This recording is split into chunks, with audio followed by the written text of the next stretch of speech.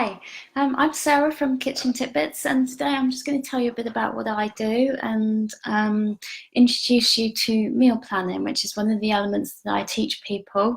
I just want to tell you a bit about what it is and give you a few tips for success. So with Kitchen Titbits, I teach tailored one-to-one and small group courses, which are designed to help people learn about meal planning, cut their food bills, reduce their food waste,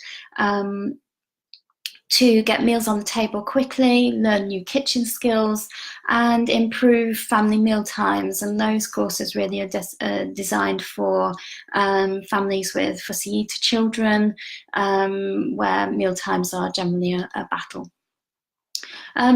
I do this because I think these skills are essential to life, and fewer and fewer of us are learning these skills with mum and grandma, for example, at home.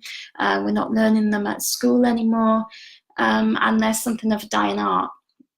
And I'm keen to share my knowledge and passion for all things in the kitchen with others and teach people how to eat well, to make their food and money stretch.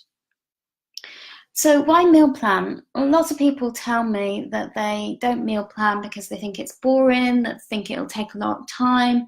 And then they go on to tell me that they hate shopping, that they're in the supermarket every night, they never know what to eat, they're buying food on the way home, and they're spending a huge amount of money on food and then actually getting home and not having all the ingredients they need to cook whatever it is that they've decided on.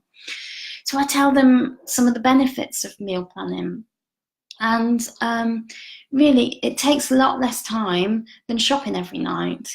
And it's an awful lot less stressful.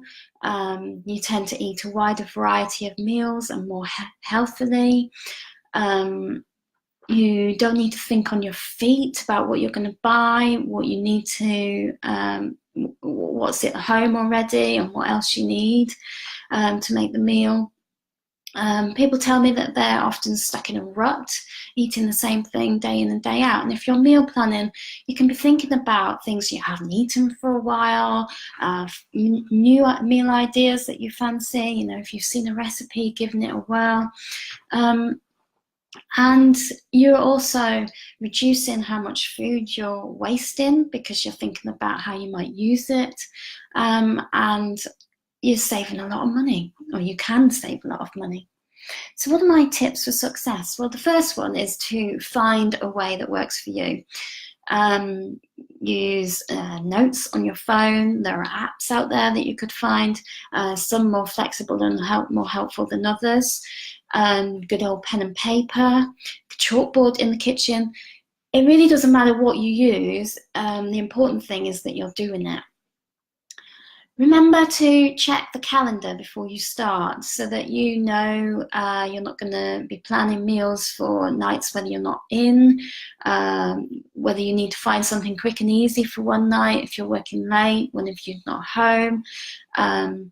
Thinking about kids clubs, extra guests, whatever it might be. If you know about that in advance, you can be working around that in your meal plan. And then people ask me, what do I do if my plans change? That's one of the things that puts people off meal planning. And well, if you've planned a meal and you no longer need it, then shift it to another day the next week or later that week. And then the meal that you've had to swap, move into your next meal plan, and already you've made a head start on your next week. Another important one is to know what you've got in your fridge, freezer and store cupboard, not only because it helps you use up what you've got, but also it's a good starting point for your meal plan, thinking of what you might be able to make with what you've got and not have to go shopping for new ingredients. As a nation, we waste a huge amount of food. Every day, 20 million slices of bread are destined for the bin rather than our stomachs. And another one is to regularly plan a batch cook meal. Try for once a week, if not once a fortnight, so that you've got food portioned up in the freezer for a busy night, or a night you just don't fancy cooking. It's something that you can just grab quick and easy. A lot of meals can just be defrosted straight away in the microwave, and you're there with a really quick meal on the table. And finally, don't forget that there are more meals in the week than just dinner.